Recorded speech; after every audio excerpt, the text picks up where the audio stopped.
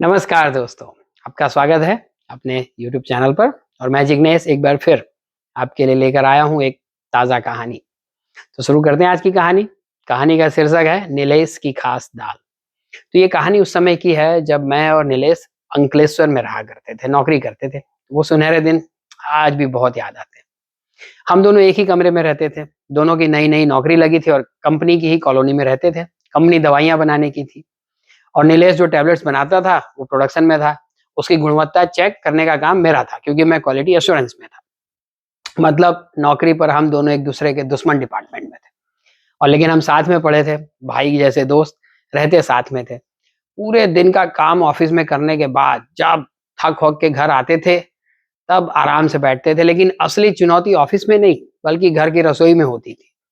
क्योंकि खाना कौन बनाएगा और क्या बनेगा। अब हम दोनों की कुकिंग स्किल वैसे तो भगवान भरोसे थी, लेकिन नीलेश का आत्मविश्वास हमेशा उसकी प्रतिभा से कई किलोमीटर आगे दौड़ता था। उसे लगता था कि उसके अंदर कोई सीक्रेट शेफ, मास्टर शेफ छुप छुप के बैठा है जो बस सही मौके का इंतजार कर रहा है।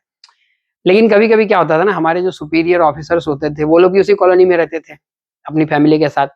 तो उनकी पत्नियां जो बहुत दयालु थी, कभी कभी हम लोग का दुख देखकर हमें खाने पर इनवाइट कर लेती थी।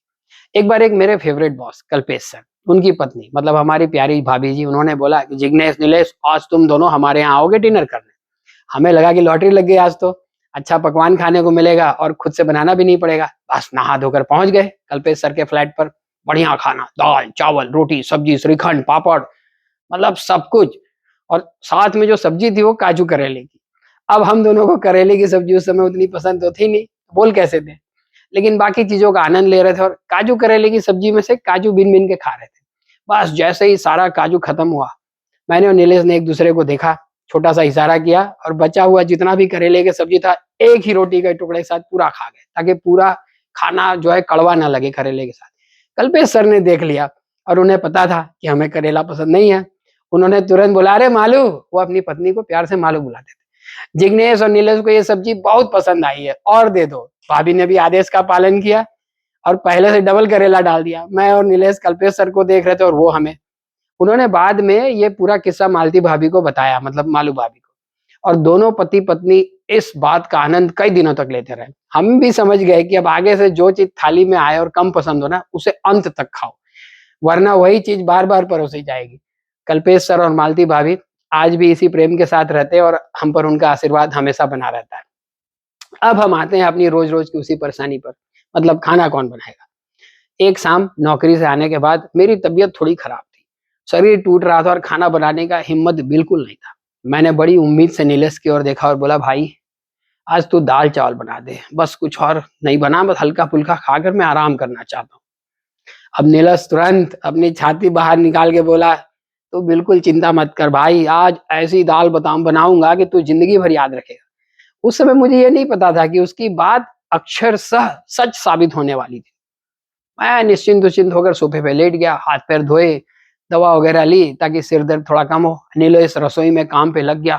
थोड़ी देर बाद रसोई से बर्तनों की खटर पटर की आवाज आने लगी। फिर प्रेशर कुकर की सीटी गूंजी। एक सीटी, दो सीटी, तीन सीटी। मैंने मनी मन सोचा, वाह आज तो भाई सच में बहुत मेहनत कर रहा है, लगता है आज पकवान खाने को मिलेगा। लगभग आधे घंटे बाद नीलेश विजयी मुस्कान के साथ बाहर आया, बोला, भाई खाना तैयार है। उसने बड़े प्यार से चावल में जो चावल है वो प्लेट में परोस दिए, पूरे आत्मविश्वास के साथ कुकर का ढक्कन खोला और फिर जो दृश्य मेरे सामने था भाई, उसने मेरी आत्मा हिला दी। कुकर के अंदर सिर्फ खौलता हुआ पानी पीले कलर का, मतलब उसमें हल्दी तैर रही थी, नमक तैर रहा था, मसाले तैर रहे थे, बस एक ही चीज नहीं थी, वो थी दाल। बताइए, मैंने दोबारा कुकर में देखा, फिर नीलेश को देखा और आखिरकार मैं फट पड़ा, अरे साले दाल कहाँ है बे, दाल। नीलेश भी बड़ी मासूमियत से चक्कर में पड़ गया, मतलब क्या बात कर रहा है। उसने भी कुकर में देखा जैसे पहली बार देख रहा हो, और कुछ सेकंड तक सोचने के बाद उसके चेहरे पर उसे ज्ञानोदय हुआ। अरे हाँ, दाल दाल डालना तो भूल ही गया, वो भिगो कर रखी थी, प्लेटफॉर्म पे ही रह गई, जल्दी जल्दी में बनाना था, तेरी तबीयत ठीक नहीं थी। अब उसी समय मेरा दिमाग प्रेशर कुकर से भी ज्यादा तेज सीटियां मारने लगा। मतलब भाई साहब ने कुकर में पानी डाला, हल्दी डाली, नमक डाला, मसाले डाले, गैस चलाई, तीन तीन सीटियां मार दी, साथ में चावल भी बनाए। लेकिन जिस काम के लिए पूरा प्रोग्राम बना था, मतलब दाल बनाने के लिए, वही डालना भूल गए। अब क्या कर सकते हैं। मैंने तो गुस्से में झाड़ू उठाई और नीलेश के पीछे दौड़ पड़ा। ABCDEFGHIJ, फैमिली भी देखती है ना ये वीडियोस, तो गालियां नहीं दे सकता। अबे बीप बीप बीप बीप, तूने बिना दाल के ही दाल बना डाली। नीलेश भागने लगा, भाई गलती हो गई, मार मत, माफ कर दे, माफ कर दे। लेकिन कमाल की बात यह है कि नीलेश डरने की बजाय हंसे जा रहा था, और हंसे ही जा रहा, हंसे ही जा रहा, हंसते हंसते बोल रहा है, भाई देख तेरी तबीयत ठीक नहीं है, बराबर, तो कम से कम इसको सूप समझ के पी ले, कल बना देंगे दाल। अब बहुत देर हो गई, मैंने घूरते हुए जवाब दिया, भाई ये सूप नहीं है, ये तो सिर्फ मसाले वाला पानी है गरम। लेकिन भूख इतनी ज्यादा लगी थी कि हमने उसी तथाकथित दाल, मतलब वो मसाले वाला गर्म पानी, उसको चावल के साथ किसी आयुर्वेदिक काढ़े की तरह निगल लिया। पेट तो भरा नहीं, और कई दिनों तक मैं इस बारे में सोचता रहा। लेकिन उसी रात मैंने ना नीलेश को एक अच्छी सी सजा सुना दी कि भाई पूरे हफ्ते तक बर्तन वही धोएगा, क्योंकि उस समय तो वो भी बड़ी चुनौती होती थी, जब आप अकेले रहते हो, बर्तन कौन धोएगा, ये कौन करेगा, वो कौन करेगा। तो नीलेश ने पूरे हफ्ते बर्तन धोए। आज इतने साल भी अंकलेश्वर के दिनों की यादें ताजा होती है, तो बाकी घटनाएं अपने आप धुंधली पड़ जाती है, लेकिन वो जो दाल वाली घटना है ना, पूरा अध्याय HD क्वालिटी में याद आता है। और जैसे ही आज भी कोई दाल का नाम लेता है ना, तो नीलेश की वो ऐतिहासिक रेसिपी याद आ जाती है।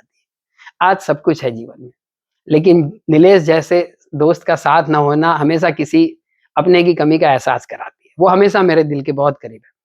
आज नीलेश भी अपने जीवन में बहुत खुश है, मस्त है, और शायद एक अच्छा कुक बन गया होगा। अगली बार जब मैं भारत जाऊंगा तब उसके हाथ से बनी हुई दाल जरूर खाऊंगा, लेकिन इस बार दाल मैं डालूंगा। तो ये थी आज की कहानी। आशा करता हूँ कि आपको पसंद आई होगी। ऐसे ही अपने किसी पुराने दोस्त की कोई मजेदार रेसिपी बनवाइए, खाइए, उसके साथ एंजॉय कीजिए। तो वीडियो पसंद आया हो तो लाइक कीजिए, सब्सक्राइब कीजिए और लोगों के साथ शेयर कीजिए। फिर मिलेंगे अगली कहानी के साथ, तब तक के लिए धन्यवाद।